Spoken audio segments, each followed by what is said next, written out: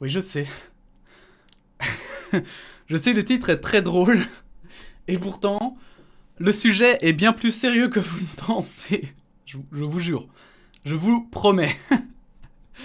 Oui, les frites tuent. C'est une enquête faite en Belgique sur les usines de frites. Toujours la RTBF, hein, vous savez, sur ce numéro 1 de ce stream. RTBF, si vous voulez donner un petit chèque, bien sûr, n'hésitez pas. Hein. Euh, donc, investigation des accidents graves, parfois mortels, dans les usines de frites surgelées. Une enquête de Nicolas Tayana et Guillaume Woolner.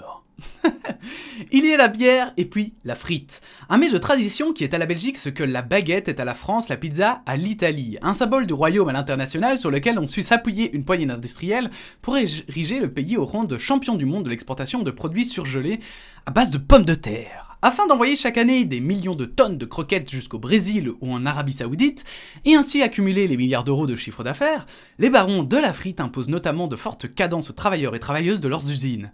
Les accidents s'y répètent et sont souvent graves, parfois mortels. Vous allez voir l'article, c'est assez incroyable. Je ne pensais pas qu'en 2021, il y avait encore des entreprises qui marchaient comme ça. Sincèrement, des usines qui marchaient comme ça. Je pensais que, vous savez, avant on mettait X jours depuis sans accident là. On comptait les jours sans accident dans les usines, tellement il y avait d'accidents. Ben là, plus de 2800 accidents en 5 ans. Il faudrait peut-être installer les mêmes panneaux, quoi. Retour en 1950. Hein. Selon les témoignages recueillis durant notre enquête en collaboration avec Wilfried, plusieurs entreprises de transformation de patates se seraient développées trop vite au point de perdre le contrôle. Entre 2015 et 2019, l'Agence fédérale des risques professionnels, FEDRIS, a recensé exactement 2841 accidents dans le secteur, équivalent à 10,8% des incidents de toute l'industrie alimentaire. Donc ils ont un dixième des accidents. Et personne ne se pose de questions au niveau de l'État. Les conséquences peuvent s'avérer dramatiques. Sur les 5 dernières années, l'auditorat du travail du Hainaut, sorte de parquet en charge des enquêtes en cas d'accident, et qui décide d'engager ou pas des poursuites pénales, a ainsi compilé 30 dossiers concernant des firmes installées en Wallonie-Picarde. Donc Wallonie-Picarde, je vous invite à la vidéo de hier sur la Belgique. Wallonie-Picarde, c'est donc le sud du pays. Parmi les blessures les plus courantes, des brûlures au 2e degré et des membres, soit des bras, des mains, des pieds, coincés ou écrasés. Quand je vois que dans un secteur j'ai autant de dossiers pénaux ouverts en matière d'accidents du travail, j'estime qu'il y a un problème de mentalité d'entreprise et que manifestement, on cherche plus la rentabilité que la protection du travailleur, tranche l'auditeur en chef, Charles-Éric Kless. Ah non mais quand je vous disais qu'on est de retour en 1950, c'était pas une blague, hein. C'est violent, hein. C'est vraiment... parce qu'en plus, des milliards, hein. Ils gagnent des milliards par an. Donc, je veux dire, ils pourraient peut-être investir, je sais pas, un petit milliard, comme ça, un petit milliard dans la protection de leurs travailleurs. Bourrage sur les lignes. En d'autres termes, la ligne de production doit tourner de jour comme de nuit, et ce, quoi qu'il arrive. La situation inverse serait justement à l'origine de bon nombre d'accidents. L'équipe d'investigation l'a vécu chez Midibel, l'un des leaders du marché basé à Moucron. Sur le moment, la chaîne est à l'arrêt, le tapis roulant figé, et les pommes de terre s'entassent pour se perdre quelques mètres plus bas. Un bourrage, d'après le jargon, qui génère du stress, de la précipitation, un sol glissant et des risques de chute. Alors un bourrage, il me semble que ça existe aussi par exemple en impression. Parce que je pense en journalisme, le bourrage, c'est quand le papier bourre l'imprimante, c'est-à-dire qu'elle bloque l'imprimante, qu'il y a un endroit qui bloque, et donc du coup, évidemment, ça bloque toute la ligne de production, quoi. Puisque il suffit qu'il y ait un écrou qui bloque pour que tout bloque, quoi. Bref. Jonas Mill, le fils de l'un des patrons, demande alors de quitter les lieux. Le sujet des conditions de travail semble d'ailleurs relativement tabou au sein de la boîte moucronoise, qui a bien voulu ouvrir ses portes mais préférait réagir par mail sur la question. Des investissements énormes ont été faits et continueront pour réduire les accidents au maximum, assure l'usine à frites de la cité des Hurlus. Le focus sur la sécurité est devenu la priorité numéro 1 depuis 3 ans. Ok, eh ben on va faire confiance par cœur, hein. Par cœur, on va faire confiance totale et aveugle, n'est-ce pas? Bien sûr. Chez Midibel, la problématique ne date pourtant pas d'hier. Depuis 2015, la société a été visée par 8 enquêtes de l'auditorat suite à des accidents de travail, dont 2 sont toujours en cours. Mais c'est le géant de la région, Clarebout Clarobout Potatoes, je suppose, Potatoes, qui retient davantage l'attention de la justice. Le champion d'Europe de la frite surgelée compte 19 dossiers judiciaires relatifs à son seul site de Comines, Warneton. Alors, mais du coup, il y en a qui... Il y en a 19 actifs. Mais combien il y en a qui ont été peut-être réglés à l'amiable ou qui n'ont pas été réglés, mais qui ont été clôturés? Non, c'est vraiment un truc de fou. Vraiment, quand j'ai vu ça, j'étais en mode, mais what the fuck? Mais qu'est-ce qui se passe dans mon petit pays, là? Non, mais c'est quoi ce bordel? Je ne mangerai plus jamais de frites, en fait. Brûlure au 2e degré. Une victime d'accident a bien voulu témoigner sous couvert d'anonymat. Elle raconte ce jour où, dans l'usine de Clarobout à Warneton, une vague d'huile bouillante a submergé la partie droite de son corps. Brûlée au 2e degré, encore en complète incapacité de travail, elle a enchaîné les galères. Les allers-retours à l'hôpital, les greffes de peau, des mois cloués au lit pour une vie marquée à jamais. Donc vous vous rendez compte, vous travaillez tranquille. Alors déjà, à mon avis, ça doit pas être forcément drôle de travailler dans une usine. Maintenant, j'ai été filmé dans des usines. Ça dépend des usines, mais il y en a où tu te dis putain ça doit être dur quoi. Il y en a par exemple où c'est du bruit constant, tout le temps, donc ils sont avec des casques toute la journée, et tu te dis mais putain à la fin de la journée tu dois avoir une tête comme ça quoi. Donc non seulement ça doit pas forcément toujours être facile, mais en plus si tu sais que t'as une chance, que pendant ton travail tu peux te faire complètement brûler, cool. Bonne ambiance. Ils attendent qu'il y ait un mort ou un accident pour faire des modifications. Selon elle, il y a une explication claire à son accident. Un manque flagrant de sécurité chez Clarobout, qui aurait la fâcheuse tendance de réagir, mais après coup. 2 semaines plus tôt, le même débordement d'huile s'était produit au même endroit. Pourquoi ils n'ont pas fait ce qu'il fallait alors que le débordement était le même 15 jours avant, s'interroge-t-elle. Pour moi, il y a eu un manquement de l'usine. Malheureusement, ils attendent qu'il y ait un mort ou un accident pour faire des modifications. Alors...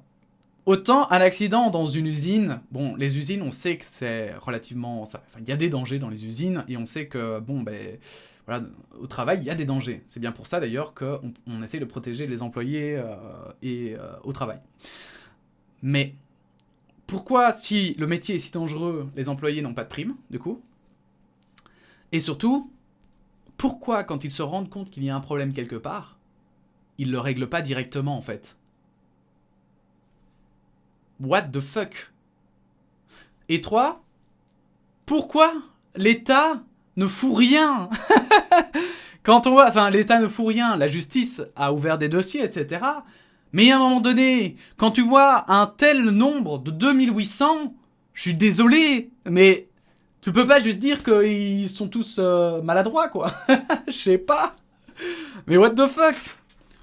2 morts en 1 an et demi. Parce qu'évidemment, on va encore creuser. Hein. Des morts sur les sites de Clarobout, il y en a eu 2. 2 victimes d'une course folle à l'or jaune.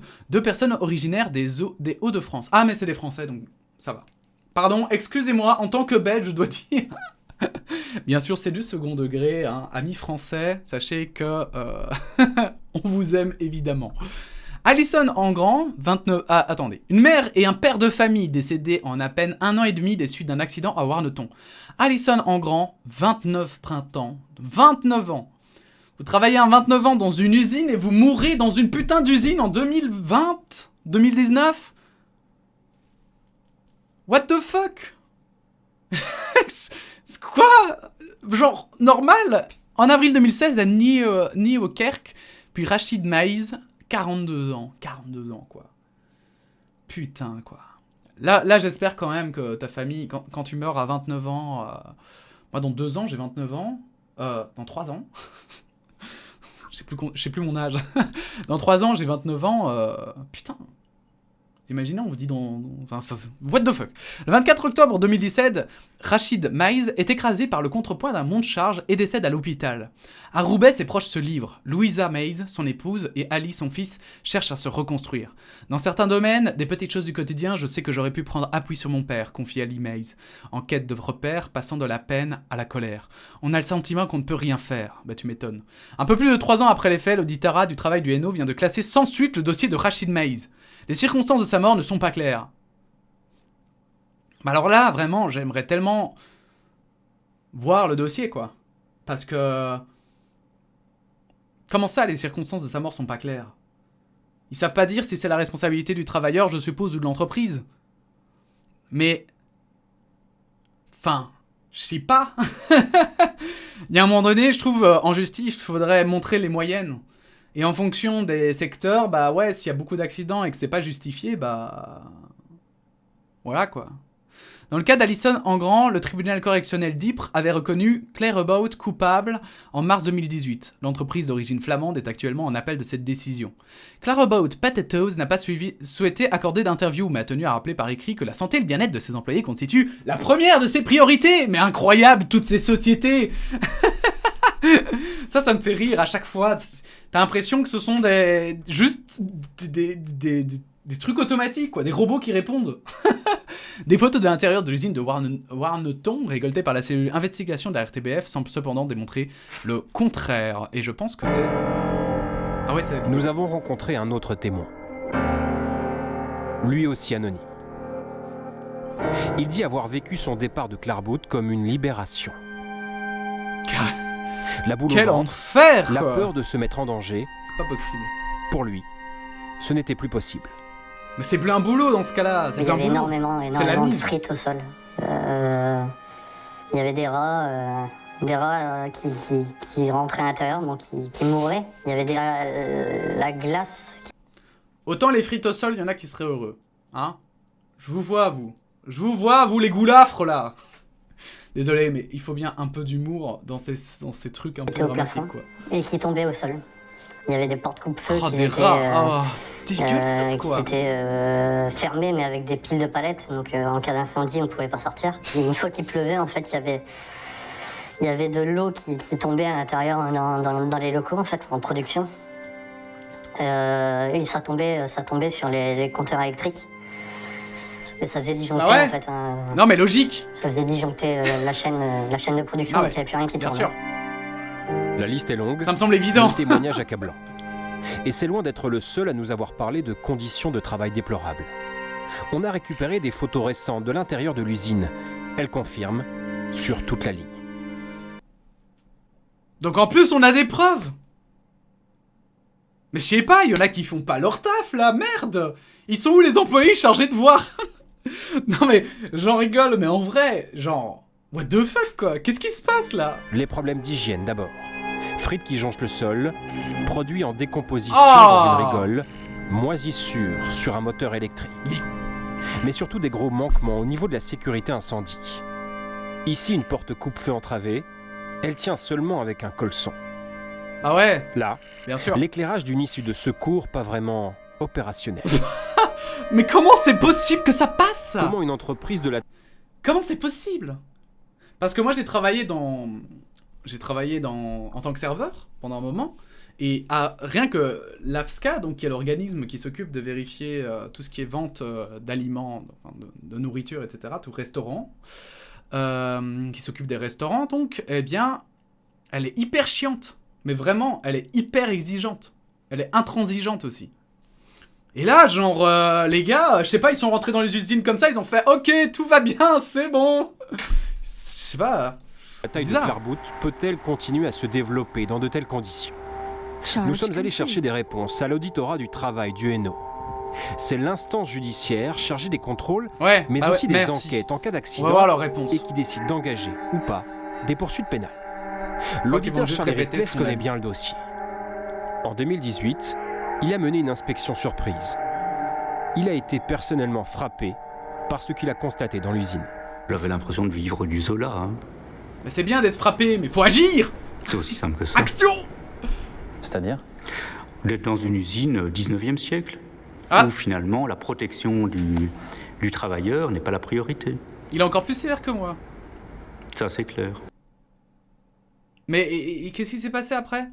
Bon, évidemment, là, il n'y a qu'une partie, évidemment, parce que évidemment, le but, c'est de nous intéresser et ce n'est qu'une partie du documentaire, et ils en profitent pour en faire un petit article. Mais donc, si ça vous intéresse, il y a le documentaire, il sort quand? Il est marqué tout en dessous. 20h20 sur la Une, ou sur Ovio. Donc sur Ovio, je sais pas en France si ça marche Ovio, mais il faut s'inscrire et c'est gratuit normalement, je pense. Donc mercredi 20h20, donc c'est ce soir 20h20, voilà. Putain, c'est... Voir ça, je trouve voir ça en 2021, c'est un peu choquant, quoi. Parce que là, c'est pas juste l'entreprise qui fait mal son travail, c'est même ceux qui sont chargés de vérifier. Tu te dis, mais c'est pas possible, quoi. Alors, je sais pas si c'est... Évidemment, on va pas insulter le gars qui a été interviewé, bien sûr. Hein, c'est peut-être pas sa responsabilité, c'est peut-être ses superviseurs, c'est peut-être même les politiques, j'en sais rien. Mais il y a clairement un problème quelque part. Et décidément, en 2021, mesdames et messieurs, la frite tue. Et sur ces paroles incroyables... que je vais m'arrêter, n'hésitez pas à liker, disliker cette vidéo, n'hésitez pas à mettre votre opinion évidemment en commentaire, n'hésitez pas à la partager, à vous abonner, et puis on se dit à bientôt pour de nouvelles actus, hein. La bise.